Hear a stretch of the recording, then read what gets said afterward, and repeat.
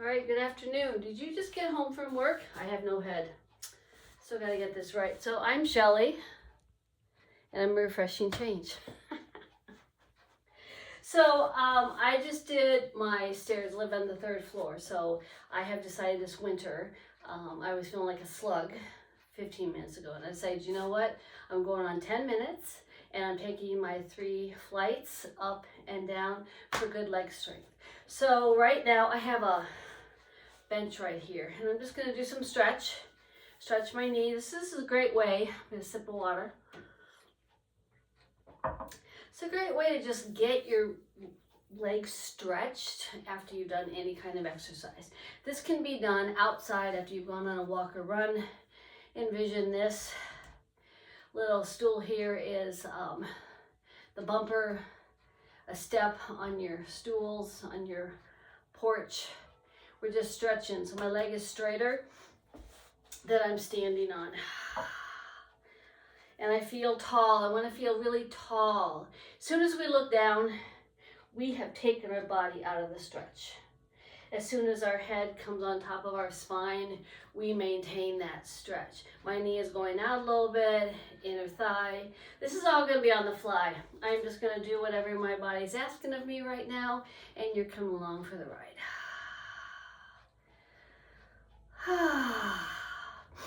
Another sip of water. So I'm going to move the water over here. I happen to really like hot water. I know it's crazy, but I drink it much easier.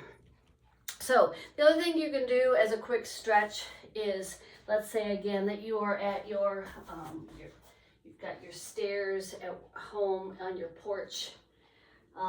You could go on the bottom stair and just put your heel up. Now here's what's really important. I am going to turn myself. It's really important that your hips stay square.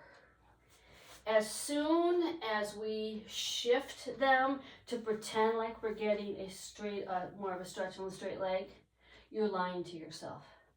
So I like to square my hips off. And if that means I only go a little ways instead of all the way down, that's much better. My standing leg is kind of soft. Now, I actually want to put my heel on here. So I want to flex my foot. Now I happen to be able to touch this because I am a shorter person and this is near me. The key, I'm going to turn just so you can see, turn my back to you. The key is that we keep our hips square. Please don't turn yourself. Please don't shift yourself. Keep your posture, your spine long. You're going to get a much more effective stretch. And let's switch legs.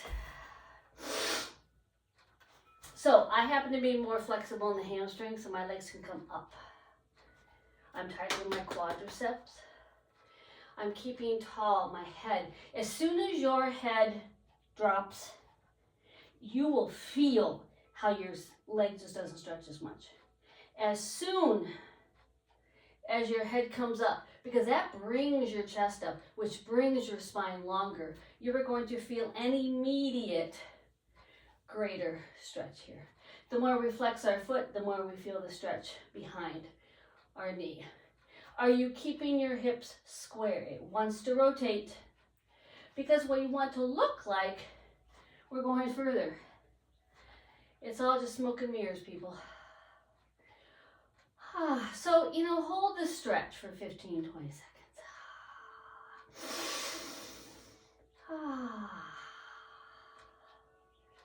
Okay, so while we're here, you might also, on the step or the stool, you might bring your leg up. Now this is going to be more challenging. This is, to me, a standing pigeon. Whoa, you can see how high my knee is. Not extremely flexible in my hip. We're always working on that, aren't we? So I'm trying to be as square to my stool as possible. Feel the stretch in here. Again, we don't have to go down and pretend we're stretching more. That's just for show, people. Even when instructors do it, they're just doing it for show. I've been doing it for 30 years. I know their secrets. My foot is kind of flexed to protect that knee. Now, you might notice that you wobble a little bit. So, you can keep a hand on a railing. Whew. So, I know there are many bendy people whose knee could go down further. I am not one of those bendy people. When we sit a lot, and I've gotten to be sitting a lot more since COVID 6 years ago. 6 years, can you even imagine that? Can you believe it? 6 years. Okay, so let's come on down. Now, often I do massage and roll on the roller, but right now, I am going to act like I have a head. There we go. You know, with me, you've always gotten real life. So we're gonna float up on our toes. My socks are probably gonna come off in a moment. Heels are down. I'm gonna exhale, forward fold. Now here is actually where I should have had you grab your prop. It could be your roller, it could be your block, to just bring the floor up to you more. Then let's reverse this forward fold. My butt goes down, my knees stay even, and I circle the arms back and around. And then I stretch my body sideways. Then I float up on the toes, and I'm kind of pausing for hopefully about 3 seconds. Heels down, exhale, forward fold. We are wanting to continue to challenge our balance so we aren't caught off guard. Lower the butt, circle the arms back, chest is up. All those cues are important because we want to stand tall. Float up on the toes. Because if you, when your heels come down, if you forward fold like this, the chances are 89% chance you're going to do this. So that's why I've always taken the arms out to have a straighter, more parallel spine. If you've been sitting a lot today, this is just opening up that whole back area. Lower the butt, circle the arms back and around. Breathe in. Stretch. And stretch. And down. Okay, so I found a new way for some people to do runner's lunge. So find a chair that probably has a lower rung, or this is lower. I'll tell you why in a moment. So we're gonna float up on our toes. Heels are down, exhale. My head is not gonna hit that, I'm gonna avoid it. So I want you to take your hands on either the lower rung or the higher rung or the seat of the chair. Take your left leg back. The reason I've learned to do this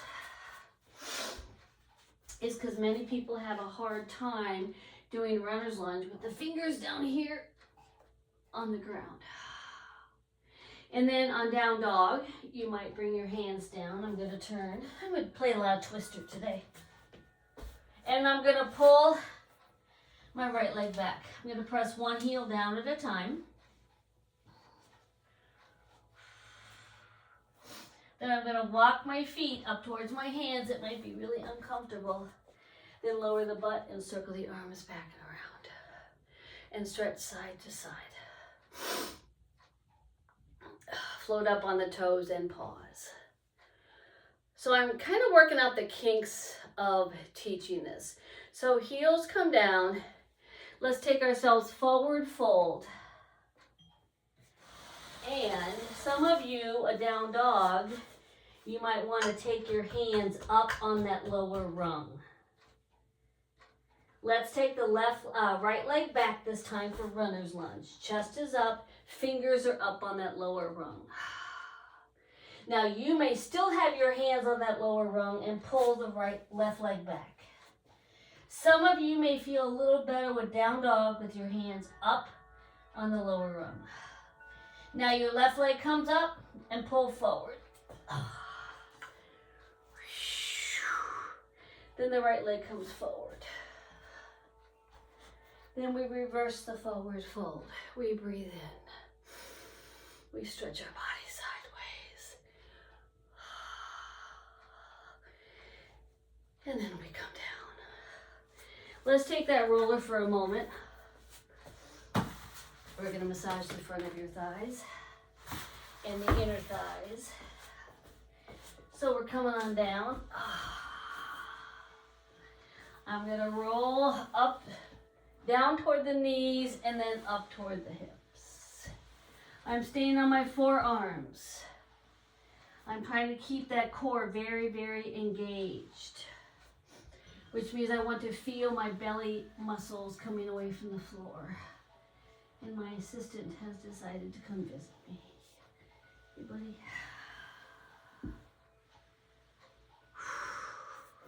Let's come off that roller, and now we're going to take it sideways.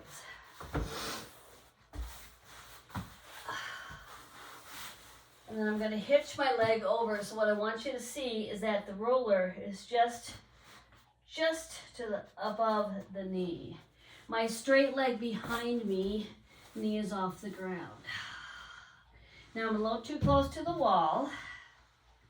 So I'm going to bend my knee. This is not what you normally do, but I want to get to that inner thigh a little bit deeper. Oh, look, I can cheat. I can use that foot to roll. Ooh. This might be a little bit of a help. Oh. Let's switch to the other side. There's no magic way to get there. Either move your body or move the roller. Flip it over. So this is a core engagement work right here. Staying low, getting up toward that groin area. Going down toward that knee.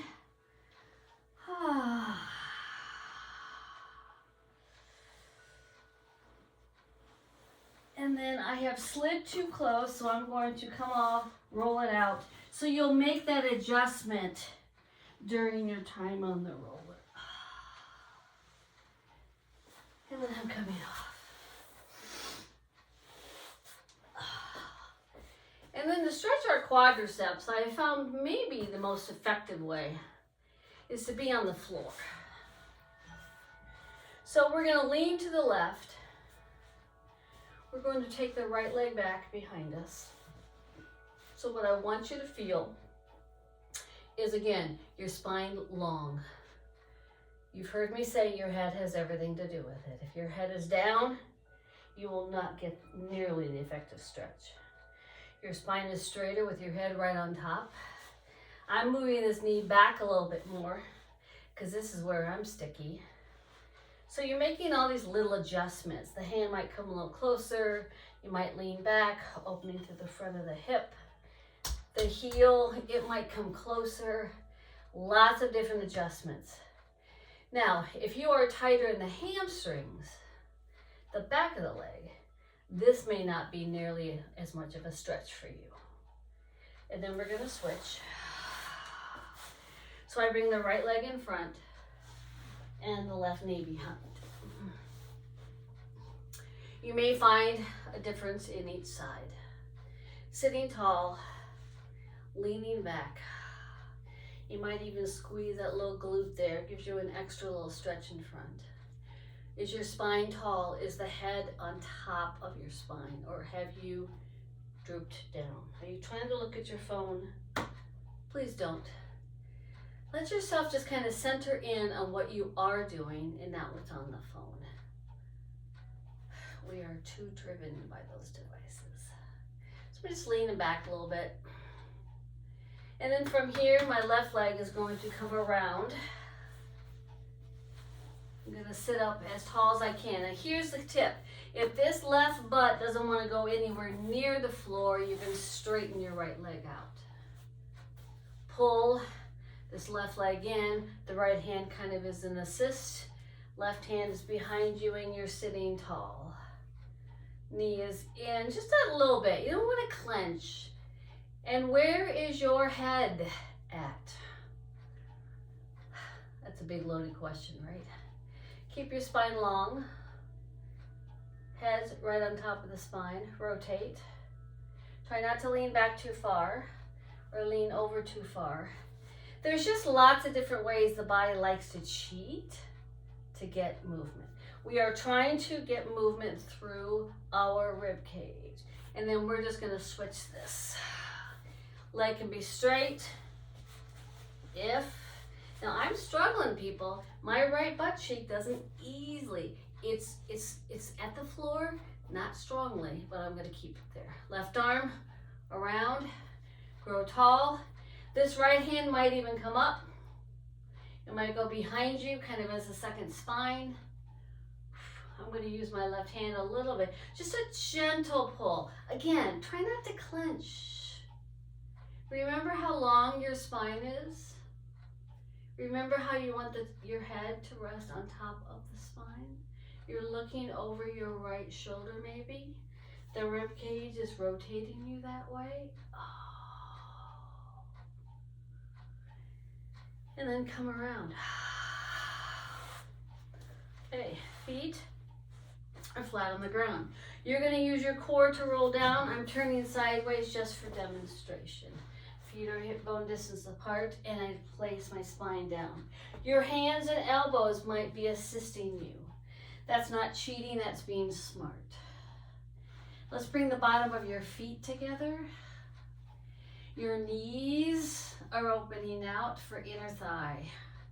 It's kind of why we were rolling and massaging that inner thigh. You might find the desire to kind of pull the pants up. It often happens when we're moving and grooving. I believe in yoga poses. Have no idea what this is called, but many people find it relaxing. Soften your face. If you feel any clenching, see if you can release the tension. I've read somewhere that putting the tongue at the very roof of your mouth might help your jaw relax. Move your feet further away from you. This makes a little bit more of a diamond, which may mean a little bit more stretch right deep through the hips.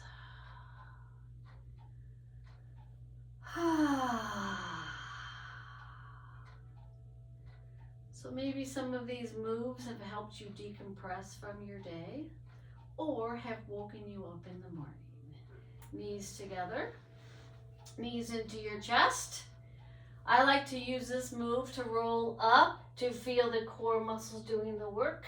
I often place a ball or a pillow back here so my legs don't do the momentum. I roll myself up and down, feeling strong in the core.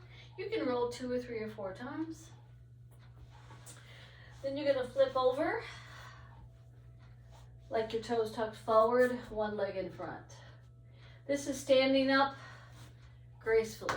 It didn't have to look graceful. You might have wobbled a little bit. Okay, I want to tell you a funny little story. This is worth your time. You might even go back and stretch for a second.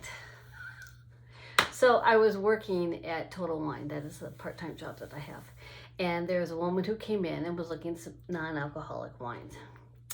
And I got to talking with her. And she was saying that her 95-year-old dad, maybe he needed to drink some non-alcoholic because his balance is bad. So my immediate response is and was, he's 95. Let him drink what he wants. So that conversation kind of bantered back and forth. We talked about his quality of life. What's his best life? He's 95. He's lived very well. He lives on his own land. He uses a power saw. I said, he's 95. Let him do what he wants. So that's my mantra. He's 95. Let him drink his wine. So she and I had a great interaction. So we never know when our interactions are going to become more interpersonal. This is a Total Wine. This is a customer. This is a random customer. But I felt immediately connected to her.